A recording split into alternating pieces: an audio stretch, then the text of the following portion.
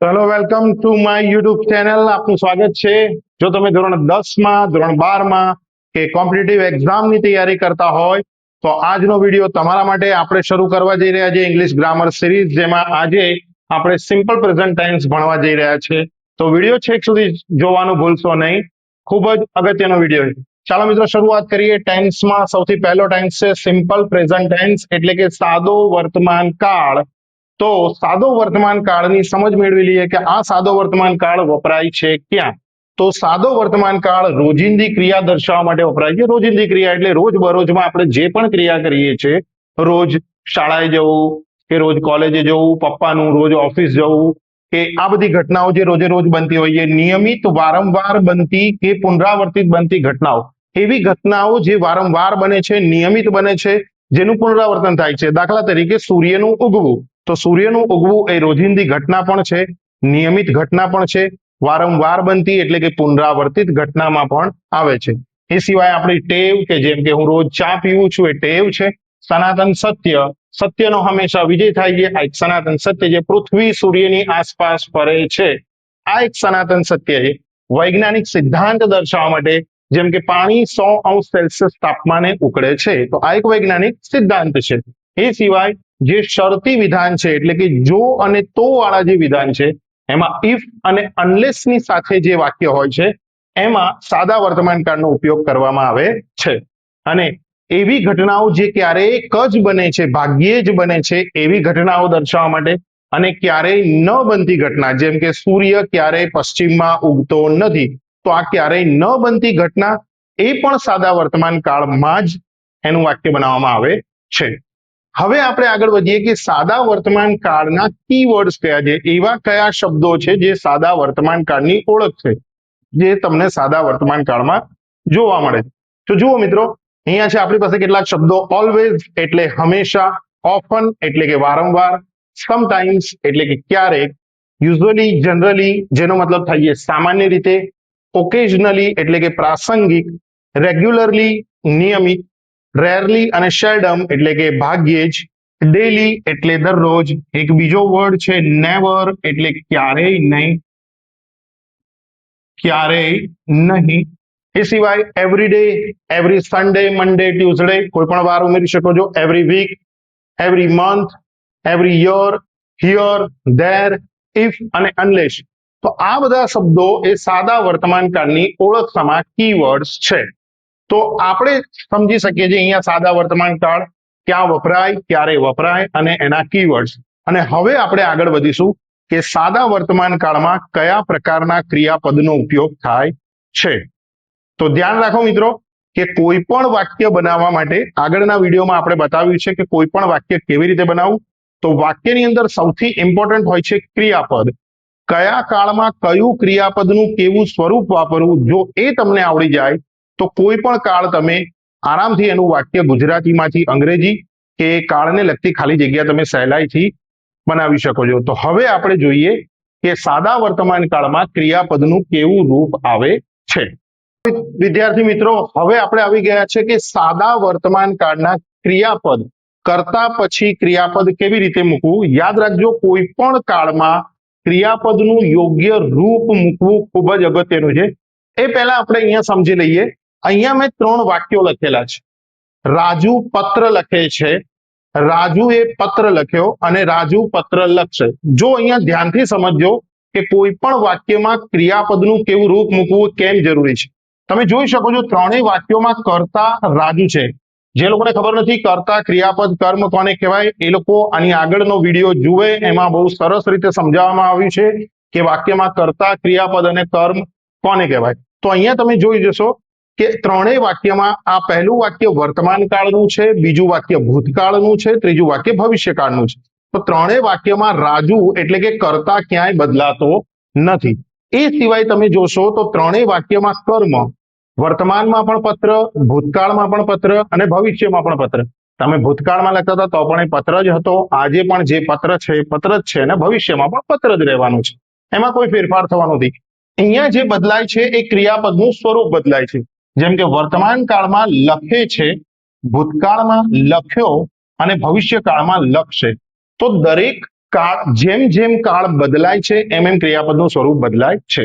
માટે સૌથી important point એ છે કે કયા કાળમાં ક્રિયાપદનું કેવું સ્વરૂપ વાપરવું. તો ચાલો આપણે જઈએ કે સાદા વર્તમાન કાળમાં ક્રિયાપદનું કેવું સ્વરૂપ વાપરવું.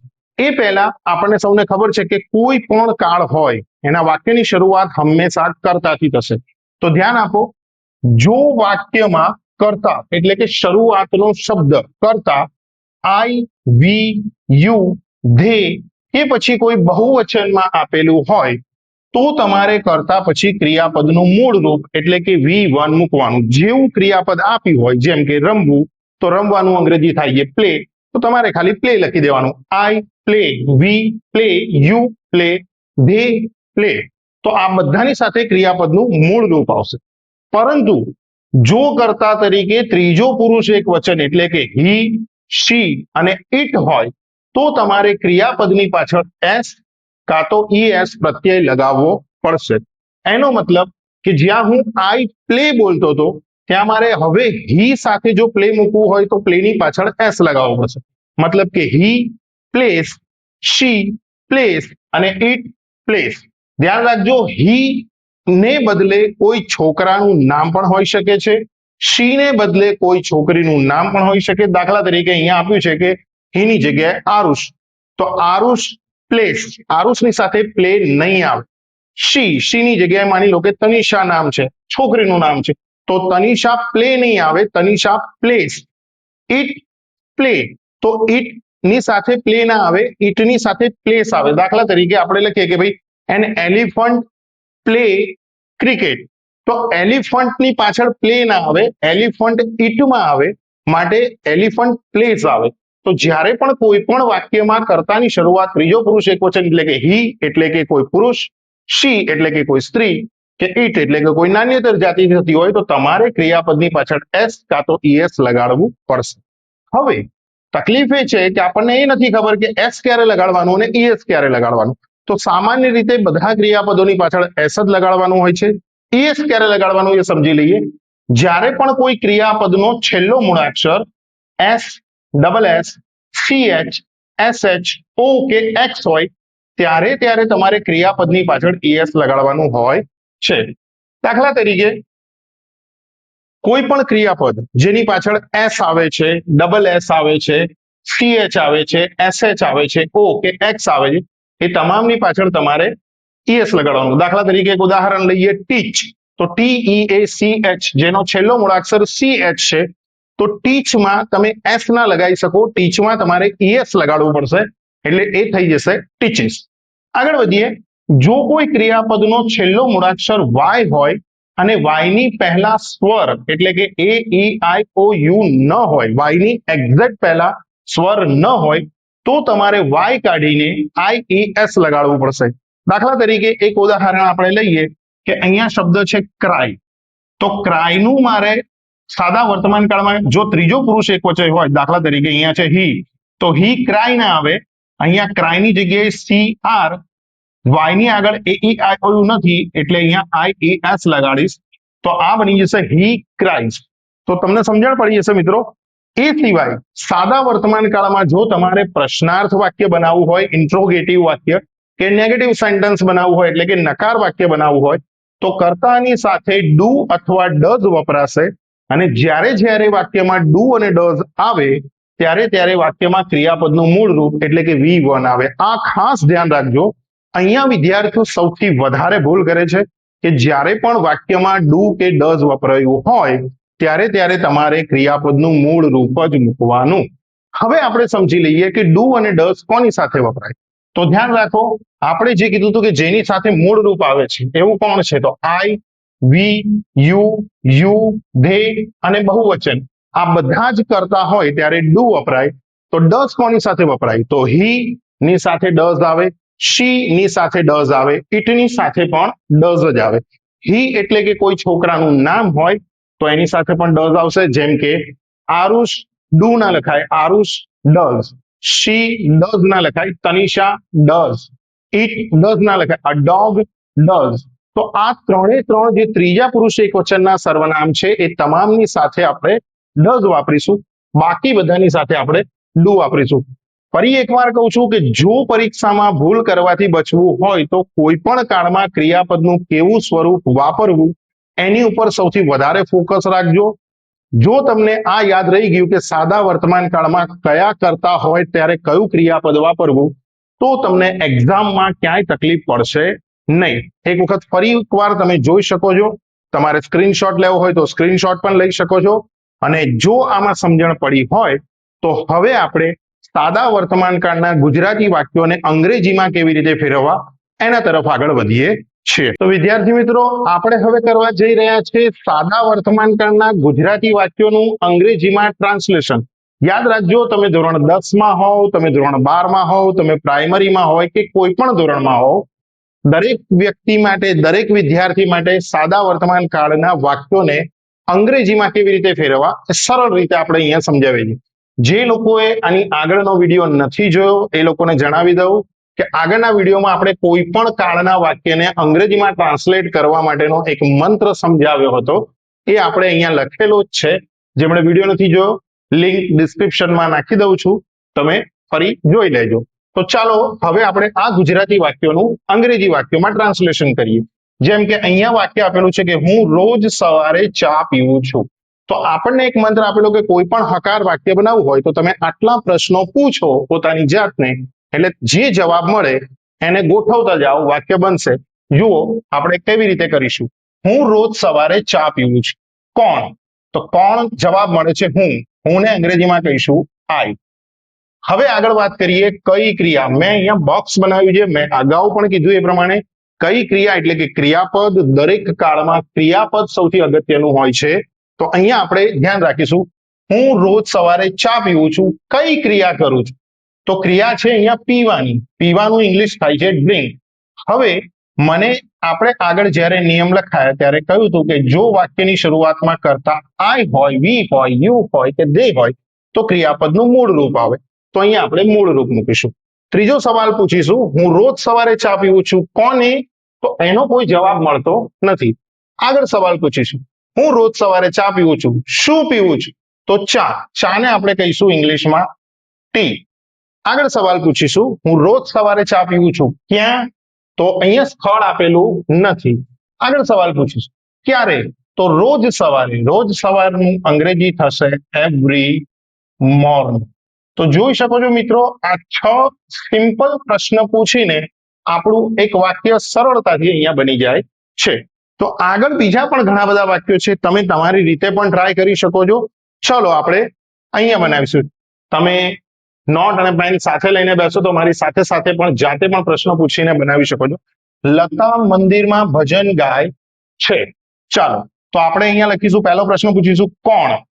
તો આપણને જવાબ મળશે લતા. આપણે લતાનો ઇંગ્લિશ લતા જ કરીશું. લતાને ગુજરાતીમાં પણ લતા કહેવાય, ઇંગ્લિશમાં પણ લતા કહેવાય, દરેક ભાષામાં લતા કહેવાય. તો લતા કઈ ક્રિયા કરે છે? તો ગાવાની ક્રિયા કરે છે. ગાવાને ઇંગ્લિશમાં કહેવાય છે સિંગ. તો આપણે અહીંયા લખીશું સિંગ. પણ હવે અહીંયા જ્યારે તમે ક્રિયાપદ લખો ત્યારે તમારે જોવાનું કે શું વાક્યની શરૂઆતમાં આઈ, વી, યુ, ધે કે બહુવચન છે? ના, નથી. તો અહીંયા હી, શી કે ઇટ એટલે કે ત્રીજો પુરુષ એકવચનનું કોઈ સર્વનામ છે. તો લતા એ શી માં આવે છે.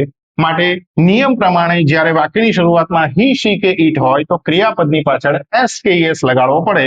તો હું અહીંયા લગાડીશ એસ, એટલે લતા સિંગ્સ. ત્રીજો સવાલ પૂછીશું કોને? જવાબ મળતો નથી. તો શું ગાય છે? તો ભજન. તો આપણે લખીશું એ ભજન. ક્યાં ગાય છે? તો મંદિરમાં. અહીંયા સ્થળ આપેલું છે તો અહીંયા લખીશું ઇન ધ ટેમ્પલ. અને લાસ્ટ ક્વેશ્ચન પૂછીશું ક્યારે ગાય છે? તો એનો જવાબ મળતો નથી, સમય આપ્યો નથી. તો આ વાક્ય પણ આ રીતે અહીંયા પૂર્ણ થાય છે. ખૂબ જ સરળ ટ્રીક છે. આ 6 સવાલ ગોખી નાખો, મોઢે કરી નાખો, ગમે તેમ કરીને યાદ કરી લો, કોઈ પણ કાળનું વાક્ય બનાવી શકશો. આગળ વધીએ. શ્રીમાન શાહ અમારી શાળામાં ગણિત ભણાવે છે. ચલો પહેલો સવાલ શું પૂછવાનો છે આપણે? કોણ? તો કોણ આપણને મળે છે શ્રીમાન શાહ એટલે કે મિસ્ટર શાહ. બીજો સવાલ પૂછવાનો છે કઈ ક્રિયા? ખૂબ ઇમ્પોર્ટન્ટ. તો કઈ ક્રિયા છે? ભણાવવાની ક્રિયા. ભણાવવાને અંગ્રેજીમાં આપણે શું કહીશું? ટીચ. તો આપણે અહીંયા લખીશું ટીચ. પણ એક સેકન્ડ ઉભા રહો. શું વાક્યની શરૂઆતમાં હી શી કે ઇટ છે? હા છે. તો ક્રિયાપદની પાછળ એસ કે એસ લગાડીશું. પણ અહીંયા છેલ્લો જે બે મૂળાક્ષર છે એ CH છે. તો અહીંયા આપણે આગળ જણાવ્યું એ પ્રમાણે ES લાગશે. એટલે મિસ્ટર શાહ ટીચીસ. શું કોને? તો અહીંયા આપ્યું નથી. શું? તો ગણિત ભણાવે છે. ગણિતનો મતલબ થાય મેથ્સ. ક્યાં ભણાવે છે? તો અમારી શાળામાં. In our school. ક્યારે ભણાવે છે? તો સમય અહીંયા પણ આપ્યો નથી. તો આ વાક્ય અહીંયા પૂરું થાય છે. જોઈ શકો છો મિત્રો, ખૂબ જ સરળતાથી વાક્ય બને છે. તમારે ખાલી પ્રશ્ન પૂછવાનો છે, જે જવાબ મળે એને ગોઠવતું જવાનું છે, વાક્ય ઓટોમેટિક બનતું જશે. આગળ વધીએ. સૂર્ય પૂર્વમાં ઉગે છે. સૂર્યની પૂર્વમાં ઉગવાની ક્રિયા એ ડેલીની ક્રિયા છે, રોજિંદી ઘટના છે, નિયમિત ઘટના છે, વારંવાર બનતી ઘટના છે, પુનરાવર્તિત ઘટના છે. ચાલો જોઈએ. તો સૂર્ય પૂર્વમાં ઉગે છે. પહેલો સવાલ, કોણ? કોણ? તો અહીંયા આવશે ધ સન. હવે સૂર્ય કઈ ક્રિયા કરે છે? તો ઉગવાની ક્રિયા. તો ઉગવાને અંગ્રેજીમાં આપણે કહીશું રાઇઝ. પણ અહીંયા થોડી વાર થોભીશું. જોઈશું કે સન, હી શી ઇટ. તો ઇટમાં આવે છે. તો એ ત્રીજો પુરુષ એકવચન છે, માટે આપણે અહીંયા મૂકીશું એસ. આગળ વધીએ. કોને નથી આપ્યું? શું? એ પણ નથી આપ્યું. અચ્છા, ક્યાં ઉગે છે? તો જગ્યા આપેલી છે પૂર્વમાં. તો ઇન ધ ઈસ્ટ. ક્યારે ઉગે છે? નથી આપ્યો સમય. તો વાક્ય અહીંયા પૂરું થાય છે. છેલ્લું વાક્ય જોઈ લઈએ. અમે દર રવિવારે બગીચામાં કબડ્ડી રમીએ છીએ. ચાલો, તો આપણે અહીંયા આગળ વધીએ. પહેલો પ્રશ્ન પૂછવાનો છે કોણ? તો જવાબ આપણને મળે છે અમે. અમેને આપણે અંગ્રેજીમાં કહીશું વી. કઈ ક્રિયા કરીએ છીએ? તો કબડ્ડી રમવાની. કબડ્ડી એ ક્રિયા નથી, રમવું એ ક્રિયા છે. તો રમવાનું અંગ્રેજી થશે પ્લે. હવે શું અહીંયા મારે એસ કે ES લગાડવાની જરૂર પડશે? ના, નહીં પડે. કેમ કે અહીંયા કર્તા તરીકે આઈ વી યુ ધે કે બહુવચનમાંથી એક વી છે, માટે ક્રિયાપદનું મૂળ રૂપ મૂકીશું.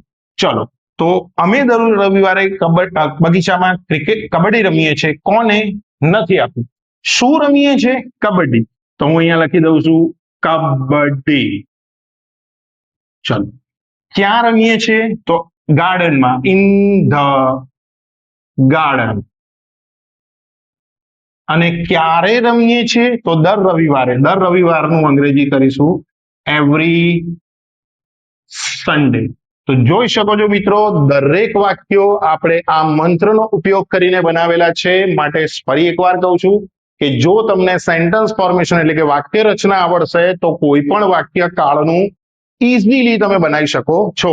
અને હવે આપણે આગળ વધીએ છીએ સાદા વર્તમાન કાળના નકાર વાક્યો એટલે કે નેગેટિવ વાક્યોને કઈ રીતે બનાવવા એની તરફ. તો આપણે આવી ગયા છે સાદા વર્તમાન કાળના નેગેટિવ સેન્ટેન્સ બનાવવા તરફ, એટલે કે નકાર વાક્યો બનાવવા તરફ. એમાં પણ એક વાક્ય રચના છે.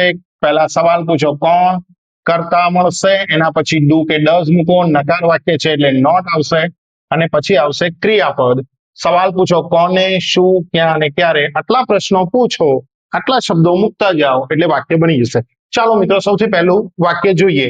અમે દર મહિને કાંકરિયા જતા નથી. કાંકરિયા અમદાવાદમાં આવેલી ખૂબ જ સરસ જગ્યા, જવું જોઈએ પણ નથી જતા દર મહિને.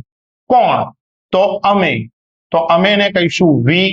હવે વી ની સાથે ડુ કે ડઝ માંથી કોણ આવશે? તો વી ની સાથે આવશે ડુ.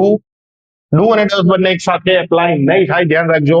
ડુ કે ડઝ માંથી આપણે ડુ મૂક્યું છે, હવે મૂકીશું નોટ. હવે કઈ ક્રિયા કરવાની છે અહીંયા વાત છે? તો ક્રિયા છે જવાની. જવું એટલે ગો. તો એનું અહીંયા મૂળ રૂપ મૂકીશું. યાદ રાખો, આપણે કીધું હતું કે સાદા વર્તમાન કાળમાં જ્યારે પણ વાક્યમાં ડુ કે ડઝ આવે ત્યારે ક્રિયાપદનું મૂળ રૂપ મૂકવાનું. તો ગો. હવે પ્રશ્ન છે કોને નથી આપ્યું? શું? એ પણ નથી આપ્યું. ક્યાં? તો કાંકરિયા. તો ટુ કાંકરિયા. લાસ્ટ ક્વેશ્ચન પૂછો ક્યારે? દર મહિને. તો દર મહિને આપણે અંગ્રેજીમાં કહીશું એવરી મંથ. તો આપણું વાક્ય અહીંયા ખૂબ જ સરળતાથી બની જાય છે. ચલો બીજા વાક્ય તરફ આગળ જઈએ. સિંહ ઘાસ ખાતો નથી. સરસ મજાનું વાક્ય. પ્રશ્ન પૂછીશું કોણ? તો સિંહ. સિંહને આપણે કહીશું ધ લાયન. હવે બીજા નંબરે ડુ કે ડઝ માંથી એક શબ્દ મૂકીશું. તો સિંહ એ ત્રીજો પુરુષ એકવચનમાં આવે છે. સિંહ હી શી કે ઇટ માંથી શેમાં આવશે મિત્રો? તો ઇટમાં આવશે, કારણ કે પ્રાણી છે. તો લાયન ઈટમાં આવે, ત્રીજો પુરુષ એકવચન એટલે ડુ અને ડઝ માંથી આપણે મૂકીશું ડઝ. કેમ કે વાક્ય નકાર છે એટલે આપણે મૂકીશું નોટ. હવે સી કઈ ક્રિયા નથી કરતો? તો ખાવાની ક્રિયા. ખાવાને અંગ્રેજીમાં શું કહીશું? ઈટ. તો શું તમે અહીંયા એસ લગાડશો? ના. કેમ? કારણ કે અહીંયા ડઝ વપરાઈ ગયું છે. પણ સર અહીંયા તો ઈટ આવ્યું છે, ઈટલા ઈટા ઈટ તો ત્રીજો પુરુષ એકવચન છે, એસ લગાવવું જોઈએ. પણ ફરી એકવાર યાદ કરો, નિયમમાં લખાવ્યું છે ક્રિયાપદના કે જ્યારે પણ વાક્યમાં ડુ કે ડઝ આવે તો તમારે ક્રિયાપદની પાછળ એસકેએસ લગાડવાનો નથી. હવે નેક્સ્ટ ક્વેશ્ચન પૂછો, સી ઘાસ ખાતો નથી. કોને નથી આપ્યું? શું? તો ઘાસ. ઘાસને આપણે કહીશું ગ્રાસ. નેક્સ્ટ ક્વેશ્ચન છે ક્યાં? જગ્યા નથી આપી. ક્યારે? સમય પણ નથી આપ્યો. વાક્ય પતી. આગળ વાત કરીએ, વિદ્યાર્થીઓ વર્ગમાં વાતો કરતા નથી. તો પહેલો પ્રશ્ન છે કોણ? કોણ? તો વિદ્યાર્થીઓ. વિદ્યાર્થીને કહીશું ધ સ્ટુડન્ટ. ચાલ, હવે સ્ટુડન્ટ્સ ની સાથે ડુ કે ડઝ માંથી શું આવશે? હવે તમને ખ્યાલ આવી ગયો હશે કે ડુ કે ડઝ માંથી શું આવે. તો સ્ટુડન્ટ્સ અહીંયા બહુવચન છે અને બહુવચનની સાથે આવે ડુ. નકાર છે માટે નોટ. ક્વેશ્ચન કરો, કઈ ક્રિયાની વાત છે? તો વાતો કરવાની. વાતો કરવાની અંગ્રેજીમાં કહીશું ટોક. હવે પ્રશ્ન પૂછો, કોને નથી આપ્યું? શું નથી આપ્યું? ક્યાં? તો જગ્યા આપી છે આપણને વર્ગમાં, એટલે કે ઇન ધ ક્લાસ. તો એક સરસ વાક્ય ફરી એકવાર ખૂબ જ ઇઝીલી બની ગયું. નેક્સ્ટ વાક્ય તરફ આગળ વધીએ. તનિષા સવારમાં છાપું વાંચતી નથી. ચલો, પહેલો સવાલ છે કોણ? જવાબ મળશે તનિષા. તનિષાની સાથે ડુ કે ડઝ માંથી શું મૂકીશું? તો તનિષાની સાથે મૂકીશું ડઝ, કારણ કે તનિષા જે છે એ શી ગણાય છે. ડઝ, ત્યારબાદ નકાર વાક્ય છે એટલે નોટ મૂકીશું. હવે તનિષા કઈ ક્રિયા નથી કરતી? પ્રશ્ન પૂછો કઈ ક્રિયા? તો ક્રિયા છે વાંચવાની. વાંચવાને કહેવાય રીડ. યાદ રાખજો મિત્રો, વાક્યમાં ડઝ આવ્યું છે માટે તમારે અહીંયા ત્રીજો પુરુષ એકવચન હોવા છતાં પણ એસ મૂકવાની જરૂર નથી. હવે કોને? તો જવાબ નથી મળતો. તનિષા સવારમાં છાપું વાંચતી નથી. શું નથી વાંચતી? તો છાપું. છાપું એટલે એ ન્યૂઝપેપર. ક્યાં? તો જગ્યા અહીંયા આપી નથી. ક્યારે? તો સવારમાં. સવારમાંનો મતલબ થાય ઇન ધ મોર્નિંગ. ચલો, આ પણ સરસ રીતે વાક્ય બની ગયું. છેલ્લું વાક્ય તરફ આગળ વધીએ. નીતિન અને સાગર દર મહિને નવા કપડા ખરીદતા નથી. તો ચલો પ્રશ્ન પૂછીશું કોણ? આપણને જવાબ મળશે નીતિન અને સાગર. તો અહીંયા લખીશું નીતિન અને સાગર, એટલે કે નીતિન એન્ડ સાગર. હવે અહીંયા તમે ડુ નોટ મૂકશો કે ડઝ નોટ મૂકશો? કારણ કે નીતિન અને સાગર તો બંને હી માં આવે છે. પણ ધ્યાન રાખો કે નીતિન એકલા હોય તો તમે ત્યાં હી મૂકી શકો. સાગર એકલો હોય તો તમે હી મૂકી શકો. અહીંયા જ્યારે નીતિન અને સાગર બંને ભેગા થાય છે તો બહુવચન બને છે, અને બહુવચન છે એટલે આપણે ડઝ ના મૂકી શકીએ. આપણે મૂકીશું ડુ નોટ. હવે કઈ ક્રિયા કરવાની વાત છે? તો ખરીદવાની વાત છે. ખરીદવાની અંગ્રેજીમાં કહીશું બાય. શું કોને ખરીદવાનું છે? નથી આપ્યું. શું ખરીદવાનું છે? તો ક્લોથ્સ, નવા કપડા, એટલે કે ન્યૂ ક્લોથ્સ. ક્યાં ખરીદવાની વાત છે? જગ્યા આપી નથી. ક્યારે ખરીદવાની વાત થઈ છે? તો દર મહિને. દર મહિને આપણે કહીશું એવરી મંથ. તો ફરી એકવાર તમે જોઈ શકો છો, વાક્ય રચનાનો ઉપયોગ કરીને આપણે ખૂબ જ સરસ રીતે 5 વાક્યો વર્ડ ટુ વર્ડ બનાવેલ છે. ફરી એકવાર કહીશ કે જો વાક્ય રચના યાદ રાખશો, ક્રિયાપદનું કયું સ્વરૂપ મૂકવું એ યાદ રાખશો, તો કોઈ પણ વાક્ય તમે સરળતાથી બનાવી શકો છો. અને હવે આપણે આગળ વધીશું સાદા વર્તમાન કાળના પ્રશ્નાર્થ એટલે કે ઇન્ટ્રોગેટિવ વાક્ય બનાવવા તરફ. તો વિદ્યાર્થી મિત્રો, આપણે આવી ગયા છે સાદા વર્તમાન કાળના ઇન્ટ્રોગેટિવ સેન્ટેન્સ એટલે કે પ્રશ્નાર્થ વાક્યોનું અંગ્રેજીમાં ટ્રાન્સલેશન કઈ રીતે કરી શકાય એ જોઈએ. આપણે વાક્ય રચના જોઈ લઈએ. સૌથી પહેલા વાક્યની શરૂઆત ડુ કે ડઝ થી થશે. પછી કોણ એટલે કે કર્તા, કઈ ક્રિયા એટલે કે ક્રિયાપદ, વાક્યનો સૌથી ઇમ્પોર્ટન્ટ પાર્ટ. પ્રશ્ન પૂછો કોને, શું, ક્યાં, ક્યારે, અને અંતમાં ઇન્ટ્રોગેટિવ માર્ક એટલે કે ક્વેશ્ચન માર્ક એટલે કે પ્રશ્નાર્થ ચિહ્ન મૂકવાનું ભૂલશો નહીં. ચાલો મિત્રો શરૂઆત કરીએ. શું તમે ફૂટબોલ રમો છો? તો અહીંયા તમે ડુ મૂકશો કે ડઝ મૂકશો? તો એ કઈ રીતે ખબર પડે? તો જ્યાં સુધી તમને વાક્યમાં કર્તા ખબર ન પડે ત્યાં સુધી તમને ડુ કે ડઝ મૂકવાની ખબર પડશે નહીં. ચલો પ્રશ્ન પૂછો કોણ? તો તમે. તમે શું કહીશું અંગ્રેજીમાં? યુ. યુ ની સાથે શું આવે? ડુ કે ડઝ? ડઝ તો ના જ આવે ભાઈ, ડુ આવે, તો આપણે મૂકીશું ડુ. હવે પ્રશ્ન પૂછો કોણ? તમે. તમે એટલે યુ. કઈ ક્રિયા કરવાની છે? અહીંયા ક્રિયાપદ મળે છે રમવું. રમવાને કહીશું પ્લે. શું અહીંયા એસ લગાવવાની જરૂર છે? ના, બીકોઝ આ બધા પ્રશ્નાર્થ વાક્યો છે. પ્રશ્નાર્થ વાક્યોમાં ડુ કે ડઝ આવશે જ, અને જ્યારે પણ ડુ ડઝ આવે ત્યારે ક્રિયાપદની પાછળ કોઈ પણ રીતે એસ કે એસ લગાડવાની જરૂર પડતી નથી. તો આગળ વધીએ. શું તમે ફૂટબોલ રમો છો? કોને? નથી આપ્યું. શું? તો ફૂટબોલ. તો અહીંયા લખીશું ફૂટબોલ ને ઇંગ્લિશમાં આપણે ફૂટબોલ જ કહીશું. ક્યાં? જગ્યા નથી આપી. ક્યારે? સમય પણ નથી આપ્યો. વાક્ય પૂરું થયું. ક્વેશ્ચન માર્ક મૂકો. સરસ રીતે આપણું વાક્ય અંગ્રેજીમાં બની ગયું. ચલો હવે આગળ વધીએ. શું જયેશ રોજ સવારે બગીચામાં યોગ કરે છે? ચલો તો પહેલા ડુ કે ડઝ મૂકીશું. એના પહેલા સવાલ પૂછીશું કોણ? તો અહીંયા આપણને કરતા મળે છે જયેશ. જયેશ હીમાં આવે, એટલા માટે આપણે ડુ કે ડઝ માંથી મૂકીશું does. Very good. Jayesh he છે એટલે ડઝ મૂકીશું. તો અહીંયા આપણે લખીશું ડઝ.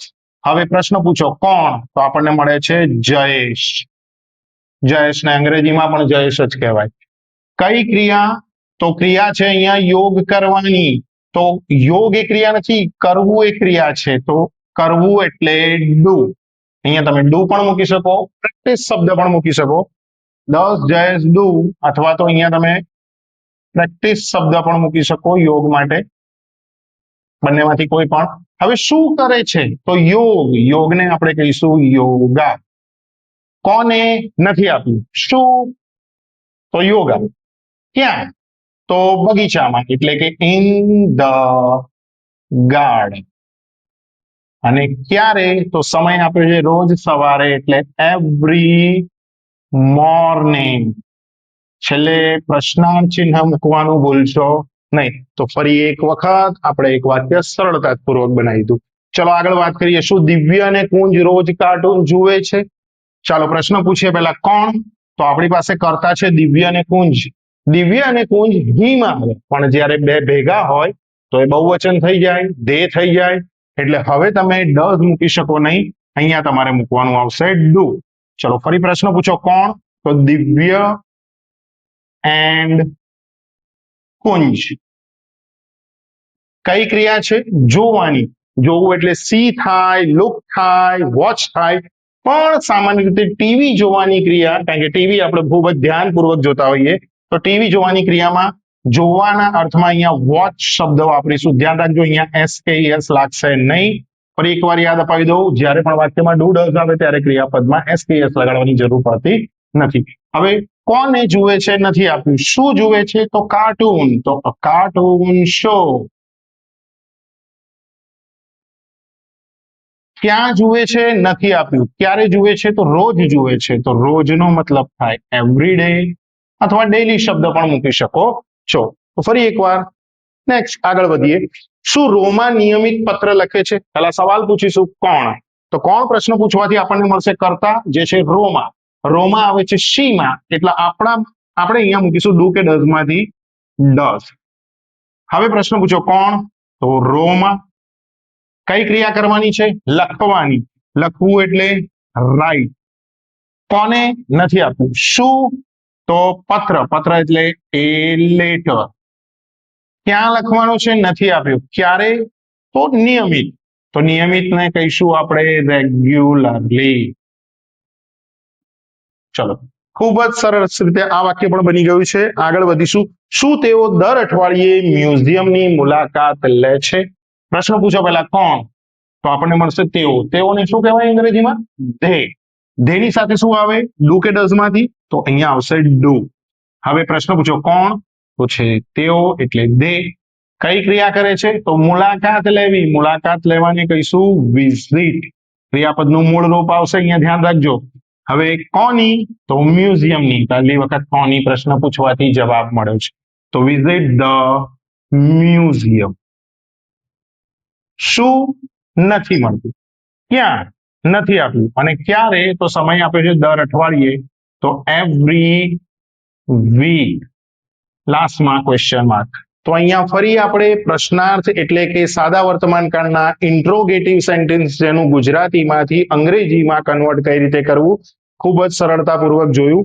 હવે જે પ્રાઇમરીના વિદ્યાર્થીઓ છે એ લોકોને પરીક્ષામાં સાદા વર્તમાન કાળ કે ભૂતકાળ કે કાળની ખાલી જગ્યાઓ પૂછાતી હોય છે, અને જે લોકો કોમ્પિટિટિવ એક્ઝામની તૈયારી કરે છે તેમને પણ ખાલી જગ્યા જ પૂછાતી હોય છે. તો વાક્ય બનાવતા આપણે શીખી ગયા છે. હવે કાળને લગતી ખાલી જગ્યા હોય તો ખાલી જગ્યાના જવાબ કેવી રીતે લખવા એના તરફ આપણે આગળ વધીએ. તો ચાલો મિત્રો, આપણે આવી ગયા છે સાદા વર્તમાન કાળની ખાલી જગ્યા તરફ જે પ્રાઇમરીમાં પૂછાય છે. તો જોઈએ આપણે ખાલી જગ્યા કેવી રીતે ભરીએ.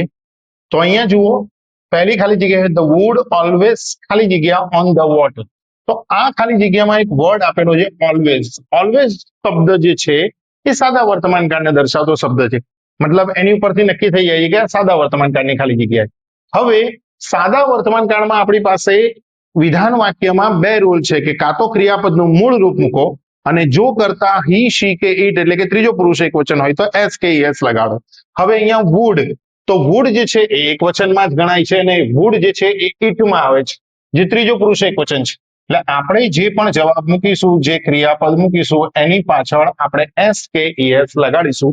તો ફ્લોટમાં છેલ્લો અક્ષર ટી છે તો આપણે ત્યાં એસ લગાડીશું, એટલે પહેલી ખાલી જગ્યાનો જવાબ મળશે ફ્લોટ. એટલે લાકડું હંમેશા પાણી ઉપર તરે છે. ચલો આગળ વધીએ. અ મેન ખાલી જગ્યા નોટ ખાલી જગ્યા હીઝ ઓન ગુડ ડે. આ નોર્મલ એક ક્રિયા છે કે માણસ પોતાના સારા કર્મોને ઓળખતો નથી, જાણતો નથી. તો મેન એ ત્રીજા પુરુષ એકવચનમાં હી માં આવે. વાક્ય નકાર છે, નકાર વાક્યમાં કરતા પછી તમારે મૂકવાનો ડુ કે ડઝ. ત્રીજો પુરુષ એકવચન છે એટલે અહીંયા આવશે ડઝ, અને જો વાક્યમાં ડઝ આવી જ ગયું છે તો પછી તમારે ક્રિયાપદનું મૂળ રૂપ એટલે કે V1 મૂકવાનું આવે, પછી એસ કે એસ લગાડવાની કોઈ જરૂર લાગતી નથી. ત્રીજું જુઓ, લુક હિયર ખાલી જગ્યા my best friend and my brother. જુઓ, મારો બેસ્ટ ફ્રેન્ડ અને મારો ભાઈ આવી રહ્યો છે. તો અહીંયા તમે કમ મૂકશો કે કમ્સ મૂકશો? તો ધ્યાન રાખો, જો અહીંયા ખાલી માય બેસ્ટ ફ્રેન્ડ હોત અથવા ખાલી માય બ્રધર હોત તો એક વચન હતું તો કમ્સ મૂકત, પણ અહીંયા બ્રધર અને ફ્રેન્ડ બંને ભેગા આવી રહ્યા છે તો બહુવચન થઈ ગયું, માટે અહીંયા હું ક્રિયાપદનું મૂળ રૂપ જ મૂકીશ. આગળ વધીએ. આઈ ડેલી, ડેલી શબ્દ એ વર્તમાન કાળ બતાવે છે. I daily wait for his call, હું રોજ તેના કોલની રાહ જોઉં છું, બટ પણ તે મને કોલ કરતો નથી. તો તે એટલે હી જે છે એ ત્રીજો પુરુષ એકવચન છે, નકાર વાક્ય છે એટલે કરતા પછી ડુ કે ડઝ માંથી શું મૂકીશું આપણે? હા, બરોબર છે, અહીંયા આપણે મૂકીશું ડઝ, અને વાક્યમાં ડુ કે ડઝ આવ્યું છે એટલે ઓબ્વિયસલી ક્રિયાપદનું મૂળ રૂપ જ આવશે. તો ચલો હવે આપણે આગળ વધીએ પાંચમી ખાલી જગ્યા તરફ. ધ સન નેવર ખાલી જગ્યા ઇન ધ ઈસ્ટ. સૂર્ય ક્યારેય પશ્ચિમમાં, સૂર્ય ક્યારેય પૂર્વમાં આથમતો નથી. તો સૂર્યની ઉગવા આથમવાની ક્રિયા એ નિયમિત ક્રિયા છે. નેવર વર્ડ છે સાદો વર્તમાન કાળ બતાવે છે, અને સન જે છે એ ઇટમાં આવે છે ત્રીજો પુરુષ એકવચનમાં. તો આપણે જે પણ ક્રિયાપદ મૂકીશું એની પાછળ એસ કે એસ લગાડીશું. સેટની પાછળ એસ લાગે એટલે જવાબ આવશે સેટ. આગળ વધીએ. કાલુ એન્ડ લાલુ યુઝ્યુઅલી ખાલી જગ્યા ચેસ એટ હોમ. કાલુ અને લાલુ સામાન્ય રીતે ઘરે ચેસ રમે છે. તો યુઝ્યુઅલી શબ્દ સાદો વર્તમાન કાળની ઓળખ છે. તો કાલુ અને લાલુ બંને હી આવે પણ બે ભેગા છે એટલે ધે થઈ જશે, અને ધેની સાથે ક્રિયાપદનું મૂળ રૂપ આવે. તો અહીંયા હું મૂકીશ પ્લે. ચલો હજુ આગળ વધીએ. ખાલી જગ્યા કાવ્યા ખાલી જગ્યા હર હોમવર્ક રેગ્યુલરલી. અહીંયા જોઈ શકો છો તમે રેગ્યુલરલી શબ્દ એ સાદા વર્તમાન કાળમાં જોવા મળે છે. તો હવે સાદો વર્તમાન કાળ અને આ વાક્ય પ્રશ્નાર્થ છે તો એની વાક્ય રચના પ્રમાણે તમે ડુ કે ડઝ મૂકશો, અને ડુ કે ડઝ આવે એટલે ઓબ્વિયસ છે કે ક્રિયાપદનું મૂળ રૂપ આવે. હવે કાવ્યા જે છે એ શી માં આવે છે તો આપણે અહીંયા મૂકીશું ડઝ, અને ડઝ આવ્યું એટલે ક્રિયાપદનું મૂળ રૂપ આંખો બંધ કરીને મૂકી જ દેવાનું. એના પછીની ખાલી જગ્યા એ પણ પ્રશ્નાર્થ છે.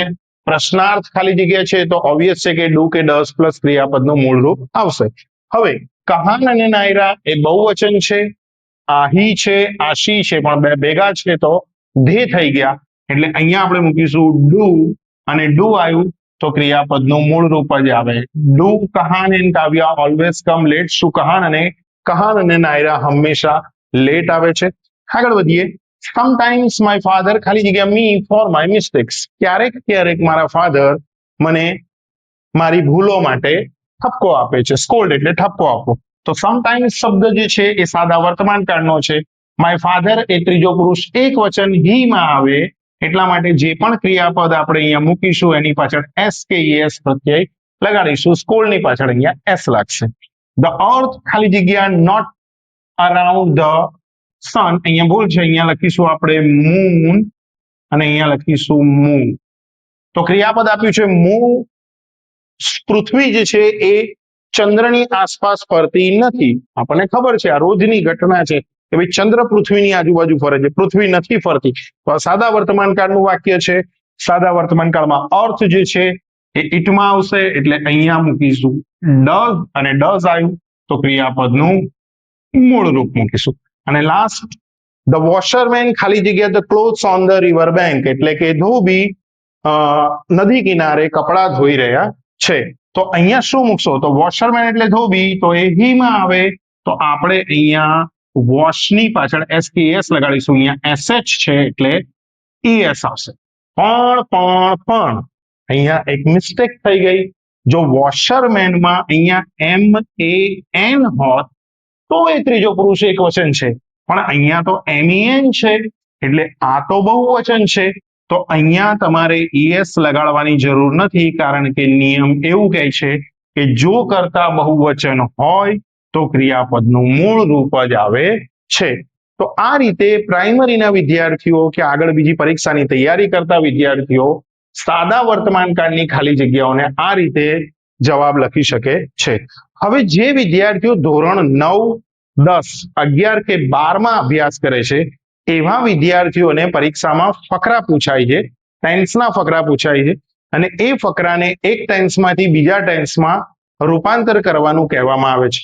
તો હવે આપણે ધોરણ 9, 10, 11 ને 12 ને ઉપયોગી થાય એવી એક્સરસાઇઝ તરફ આગળ વધીએ. તો ચાલો વિદ્યાર્થી મિત્રો, ધોરણ 9, 10, 11 અને 12 ના વિદ્યાર્થીઓને બોર્ડની પરીક્ષા કે શાળાની વાર્ષિક પરીક્ષા કે શાળાની પરીક્ષામાં જે રીતે ફકરા પૂછાય છે આપણે એની થોડી પ્રેક્ટિસ કરી લઈએ.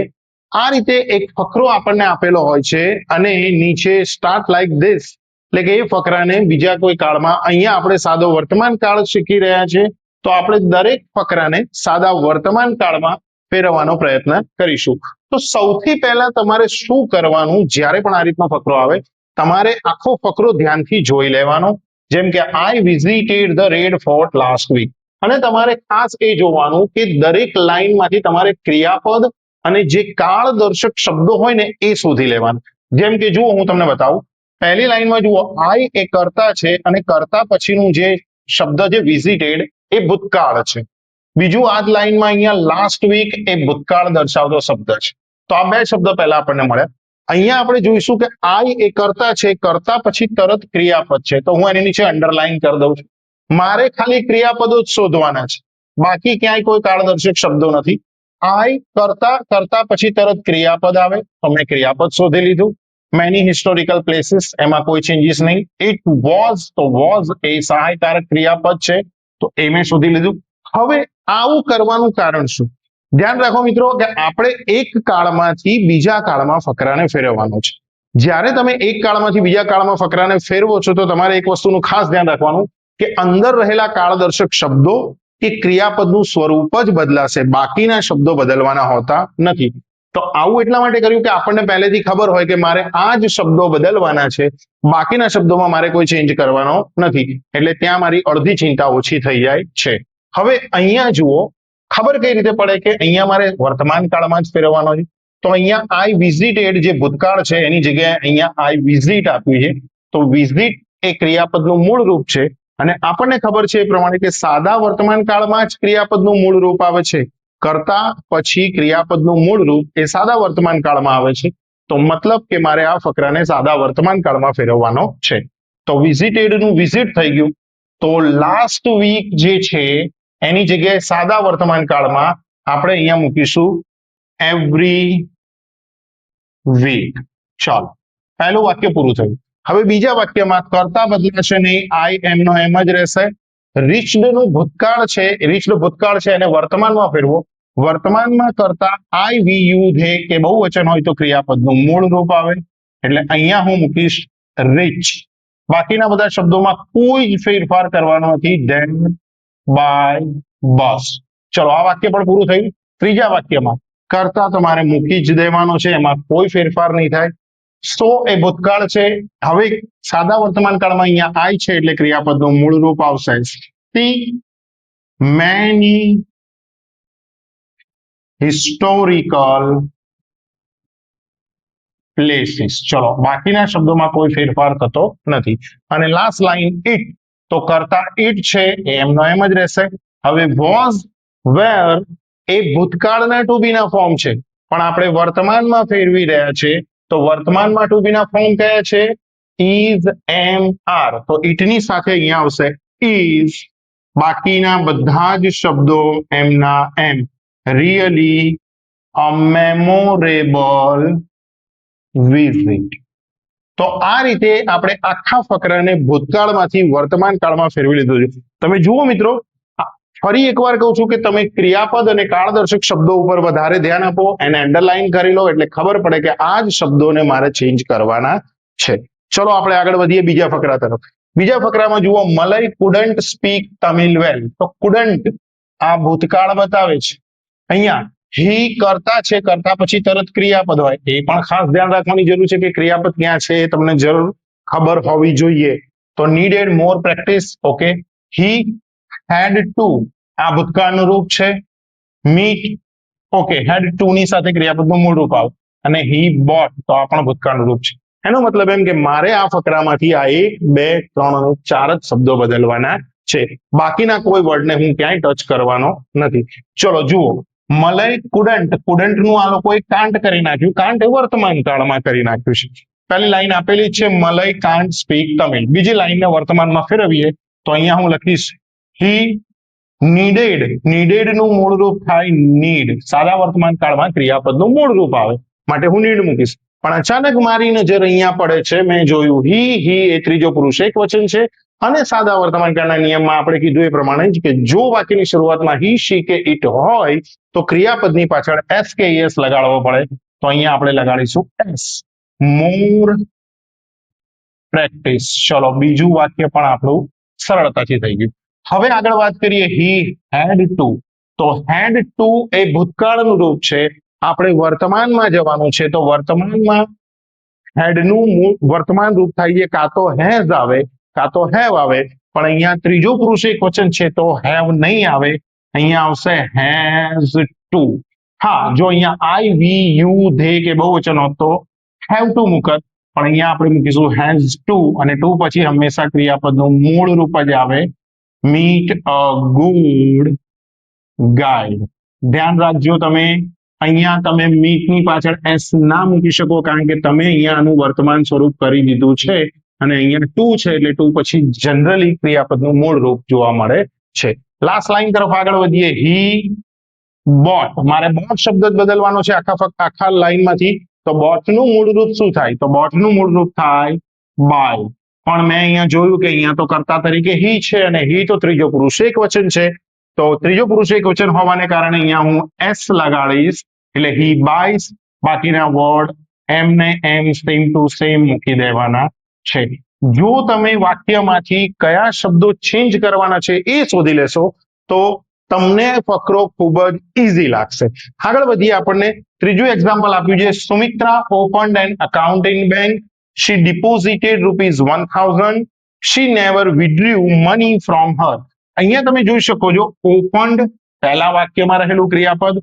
અહીંયા she એ કર્તા છે તો એના પછી ક્રિયાપદ, બાકી બધું એમનું એમ. she never ક્રિયાપદ નથી. ધ્યાન રાખજો, ઘણી વખત કેટલાક લોકોના મગજમાં એવું ફિટ થઈ ગયું હોય છે કે કર્તા પછી તરત ક્રિયાપદ આવે. નેવર એ કોઈ ક્રિયા નથી, ક્રિયા છે વિડ્રીવ. વિડ્રીવ એટલે કે પૈસા ઉપાડવા. તો આ ક્રિયાપદ છે. તો મને હવે એટલી ખબર પડી ગઈ છે કે મારે આ 3 વાક્યોને વર્તમાનમાં ફેરવવાના છે, અને આ 3 વાક્યમાંથી આ 3 શબ્દો સિવાય મારે કોઈ પણ શબ્દને ક્યાંય પણ છેડવાના જરૂર નથી. ચાલો પહેલું વાક્ય આપણે બનાવીએ. સુમિત્રા ઓપન નું મૂળ રૂપ થઈ જશે ઓપન, પણ સુમિત્રા એ શી છે, ત્રીજો પુરુષ એક વચન છે એટલે અહીંયા લાગશે એસ. તો Sumitra opens an account in bank. ચલો પહેલું વાક્ય તૈયાર છે, આગળ વધીએ. she deposited ₹1000. તો she ની જગ્યાએ she જ આવશે. deposited એ ભૂતકાળમાં છે અને વર્તમાન કરો તો વર્તમાનમાં ક્રિયાપદનું મૂળ રૂપ આવે પણ. અહીંયા she છે, ત્રીજો પુરુષ એક વચન છે એટલે અહીંયા આપણે s લગાડીશું. she deposit ₹1000. હવે આગળ વધીએ. she કરતા એમનો એમ નેવર બદલવાનું નથી. withdrew નું મૂળ રૂપ થઈ જશે withdraw. તો આપણે અહીંયા લખ્યું withdraw, પણ મારી નજર ફરી એકવાર she ઉપર પડે છે અને she જે છે એ ત્રીજો પુરુષ એક વચન છે એટલે નિયમ પ્રમાણે he she કે it હોય તો વાક્યમાં ક્રિયાપદની પાછળ s કે es લગાડો. બાકીના શબ્દો બધા એમના એમ મની ફ્રોમ her account. તો અહીંયા તમે જોઈ શકો છો કે ધોરણ 9, ધોરણ 10, ધોરણ 11 અને ધોરણ 12 માં જે ફકરા પૂછાઈએ એને એક કાળમાંથી બીજા કાળમાં ફેરવવાની ખૂબ જ સરળ રીત આપણે અહીંયા બતાવવામાં આવી છે. હજુ પણ વધારે ફકરા તમે આને જોઈને વધારે ફકરાની પ્રેક્ટિસ કરી શકો છો. જેટલી વધારે પ્રેક્ટિસ કરશો એટલા વધારે માર્ક્સ મેળવી શકશો. ગ્રામર ખૂબ જ ઈઝી છે, ટેન્સ ખૂબ જ ઈઝી છે. આખો વિડીયો ધ્યાનથી જોશો, દરેક મુદ્દાને ખૂબ જ સરળતાથી આપણે સમજાવવાનો પ્રયત્ન કર્યો છે. તમે કોઈ પણ ધોરણમાં છો પણ તમે અંગ્રેજીમાં કાળ શીખવા માંગો છો તો આ વિડીયો તમારા માટે ખૂબ જ ઉપયોગી છે. જો વિડીયો ગમે હોય તો ચેનલને લાઈક કરો, શેર કરો અને સબસ્ક્રાઇબ કરવાનું ભૂલશો નહીં. બેલ આઇકન દબાવી દો જેથી કરીને હવે પછીના જે પણ વિડીયો આવે એની નોટિફિકેશન તમને મળતી રહે. તો હવે નેક્સ્ટ વિડીયોમાં આપણે સિમ્પલ પાસ્ટ ટેન્સ તરફ આગળ વધીશું.